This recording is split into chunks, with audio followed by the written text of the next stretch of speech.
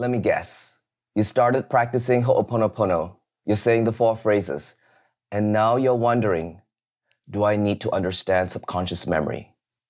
Do I need to understand the role of the conscious and the superconscious? Do I need to understand the inner child, trauma, non-duality, zero state, or else it doesn't work? Before I answer that, let me tell you how this video is meant to be listened to. This isn't a video you rush through. It's laid out in levels. Each level reflects a different way your mind relates to experience and how cleaning actually works there. If you stay with it, you start to recognize where you are right now and why ho'oponopono meets you differently at different stages. So think of this less as information and more as a living relationship with the practice, something you return to and not something you finish. And one quick thing before we go further, if you want the real-time version of this, what to do when your body hurts, when your chest is tight, or when your mind is spiraling, type practical guide in the comments. That lets me know you want grounded real-life examples of how cleaning actually works in the moment. All right, so here's the honest answer. You do not need conceptual understanding for ho'oponopono to work. But understanding does help to stabilize the mind, soften resistance, prevent misuse, and allow the practice to naturally mature beyond desperation into devotion. Because understanding lets you see the control room of your experience, how thoughts, emotions, and reactions are generated, and recognize that you're not the mechanism itself, but the awareness witnessing it. At its core, ho'oponopono is not just a technique. It's a relationship. It's a relational posture. So even if someone who doesn't understand subconscious memory, who doesn't understand projection, who doesn't know anything about non-duality, can still experience relief. Why? Because the subconscious does not respond to philosophy or concepts. It responds to safety, to humility, sincerity, and consistency, the same way human beings do in real relationships. When we feel validated and acknowledged, we soften. When we're told we're wrong, misunderstood, or pushed, defensiveness and attack arise. So inner dysfunction and outer dysfunction are built on the same mechanism that determines whether relationships become strained or become a channel for joy, connection, and genuine extension. So when someone says, "I'm sorry, please forgive me, thank you, I love you," what your inner child actually hears is, "I'm not abandoning you. You're allowed to feel this. You don't have to carry this alone." And that alone softens the suffering. And this is why ho'oponopono often works for people who don't understand it at all. Now, here's where discernment matters. Without understanding, the mind often turns ho'oponopono into another project. So people start to clean to escape feelings, clean to control outcomes, and treat the phrases like a button. And they quit when nothing happens. And they turn the practice into self-improvement, pressure. Now, this isn't failure.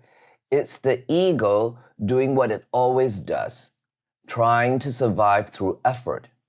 For some people, repeating the phrases feels immediately calming. But for others, especially when the mind is active, self-monitoring, or trying to fix, repetition alone can feel very flat or ineffective because the mind is still interfering with the process. So understanding does not make ho'oponopono more powerful. It makes the mind less interfering.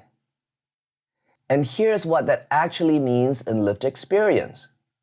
Understanding helps right now because you begin to see how your mind itself is interfering, how effort, resistance, and fixing are actively sustaining the sense and perception of a problem.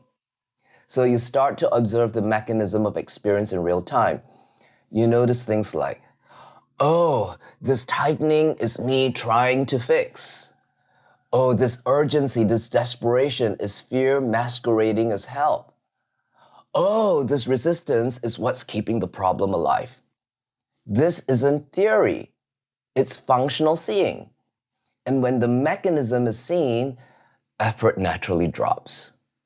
Because it no longer makes sense for you to keep doing it. And that is why understanding helps with the cleaning as an illumination process. It's like turning up the voltage of a light. At first, you only see a small part of the room.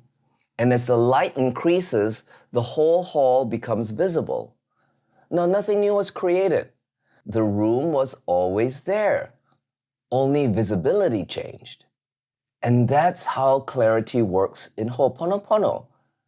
Zero isn't achieved, it's uncovered. Understanding doesn't add anything to you. It reveals what was already present, and that revelation relaxes the struggle. So at different stages, different understandings are helpful. Level 1, psychological safety. Now, at the beginning, understanding helps you to see, I'm not broken. Resistance is normal. Feeling worse doesn't mean failure. This prevents discouragement. At this stage, sincerity matters more than insight. But sincerity is often misunderstood, so let's clarify this. Ho'oponopono is not powered by belief or feeling aligned. It does not work because you mean the words in a certain way. Because trying to feel sincere or love is still your mind trying to manage the process. So what actually matters here is permission. Neutrality is enough. Even the feeling, this feels strange, is enough. In fact, when something feels awkward, when the words feel flat or mechanical, that's often a sign you've touched a memory. And it's not a sign that you're doing anything wrong. So Ho'oponopono works through willingness, through allowing, not effort. You don't have to believe it. You don't have to like the words. You don't even have to feel anything at all.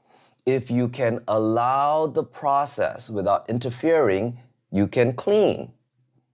Level 2, perceptual clarity. Now, as the practice starts to mature, understanding helps you to recognize, oh, I'm reacting to memory, not reality. The problem isn't out there. I don't need to fix the feeling to clean. Now, this reduces control and even completely eliminates it. You stop trying to get rid of emotions and you start cleaning your relationship to them. So practically, this means instead of tightening around the feeling, you allow it. Instead of bracing against pressure, you let it move. Instead of freezing emotion in place through analysis or resistance, you create the inner space for it to pass. Understanding softens that resistance. And when resistance softens, what was once frozen begins to move. So this is what the release of memory actually looks like in real life. It's not some dramatic breakthrough, but it is an increased capacity to hold your experience, to meet your experience without fighting it. Emotions that were once overwhelming become manageable. Thoughts lose their threat. Sensations can move instead of stagnating. It's like flow returning where there was once holding. Now, perceptual clarity doesn't create a new range. It reveals the range that is already here. Your ability to feel without collapsing or shutting down. To allow without bracing. To let things move without building fear around your thoughts, emotions, or memories. This is liberation, and it's practical. It's a different way of seeing and being that allows movement instead of stagnation, because you're no longer resisting what's here. Level 3, identity is loosening. At deeper levels, understanding arrives as a quiet recognition. You begin to notice, I'm not the one suffering. Suffering is happening. That's a big difference in seeing. Cleaning is the undoing of identification, and forgiveness is the release. There is a subtle shift in the tone of your experience. Effort starts to soften. Resistance starts to relax. And that compulsive need to manage, to grab, to hold, to manage starts to soften. And as it does, something simple becomes apparent through direct experience. You get a sense that you're okay beneath all the movement of thoughts and emotions. There's a felt sense of stability. It becomes a lived recognition that emerges when the resistance starts to loosen.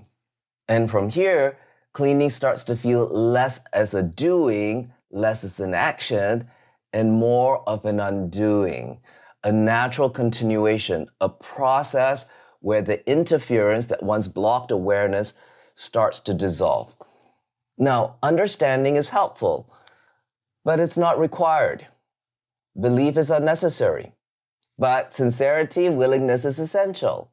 So simply put, understanding guides your mind, but it is devotion that transforms your mind. And this is why Ho'oponopono works best when it's gentle, when it's not forced, when it's relational, when it's returned to again and again. So you don't need to understand everything. All that is required is an open heart, a willingness to undo the error. So use the phrases when you're triggered. Stop demanding emotional relief. Let resistance be here. Breathe. Keep returning. You cannot rush the process. So if you want the deeper explanation of why the phrases sometimes feel like they're not working, why emotions rise, why resistance shows up, I've already made a full video on that. So see the link above, and I'll also put it in the description. And if you want the real-time version of this practice, what to do when your body hurts, when you're in pain, when your chest is tight, or your mind is spiraling, type in practical guide in the comments. Please also share how you practice Ho'oponopono, and your experience may help someone else exactly right where they are. And again, you don't have to understand everything to begin. You just have to stop abandoning yourself. The practice is very simple. It's very gentle. And that's how devotion replaces effort. And that's when Ho'oponopono truly begins. And now, Ho'oponopono.